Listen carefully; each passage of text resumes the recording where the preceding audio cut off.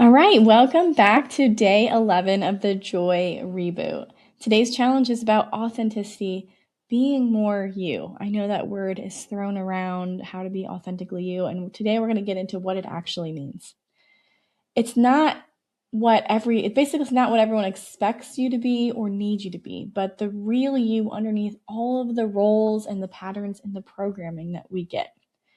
Authenticity is actually directly tied to happiness. And in fact, in my work, in my life, it's one of the biggest reasons that people stay unhappy, exhausted, disconnected. It's because they're living a life that they're actually not aligned to.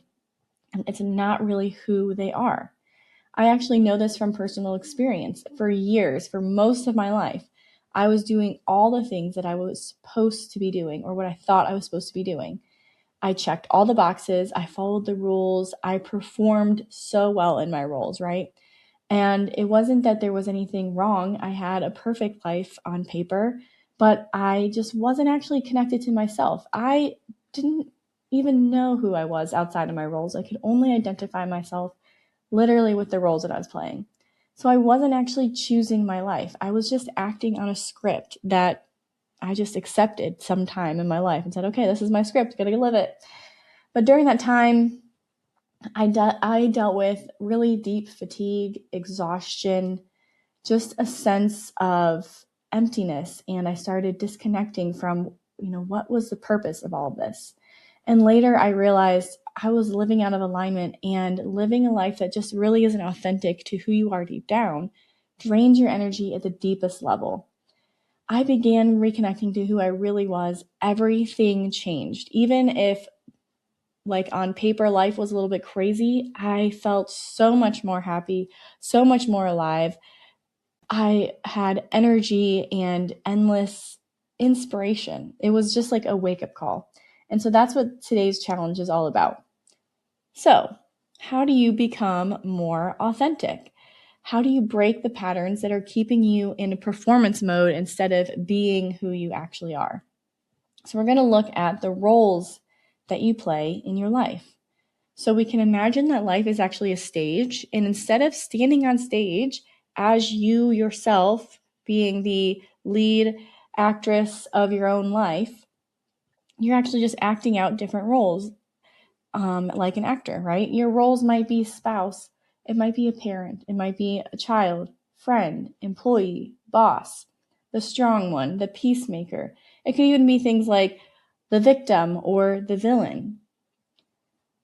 These roles that you're playing are not who you actually are. They're simply patterns that you learned, usually not on purpose, unconsciously, about how you're supposed to behave in certain situations. So you might be a parent, but parent is not your identity. It is a role. You might be a project manager or consultant, but your job title is not who you are. These roles are not yourself. They're roles you perform. And we all learn how to play these roles. But where did you learn? What does it mean to play the role of parent? What does it mean to play the role of project manager? So this is where things get interesting. We learn this either by observing or just like accepting things around us from our parents, our caregivers, our culture, teachers, and we just kind of accept. These roles are just handed to us. We assume this is how it's supposed to be. Some things are just expected of us, and we never question it. So today, look at what are the roles do you play? And how did you actually learn what it means to play that role? And who taught you what it means to play that role? Did you kind of unconsciously figure this out, or did you consciously model it after someone? And do those roles actually feel aligned with who you really are? Are any of the roles that you're playing make you feel constricted or heavy or not able to actually be yourself? So today's challenge, I want you to reflect honestly. What are the roles that you play in your life? List them out. And who taught you to play each role? Is that person or is that idea of what that role is supposed to be like actually a good model?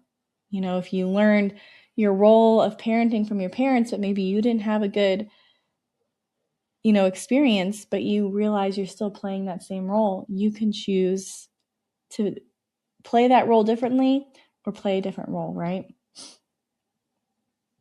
Does the role feel authentic or is it draining you? Is it something that maybe you've outgrown or something that you're doing out of habit that you no longer really want to do? It's not a role that you want to play anymore. What changes do you want to make?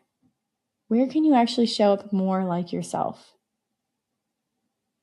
And the most important question I want you to answer today is, if you didn't have any of these roles, who would you be? This question helps you see your identity without all the layers of expectations and the shoulds, without all the masks that you've put on for the rest of the world.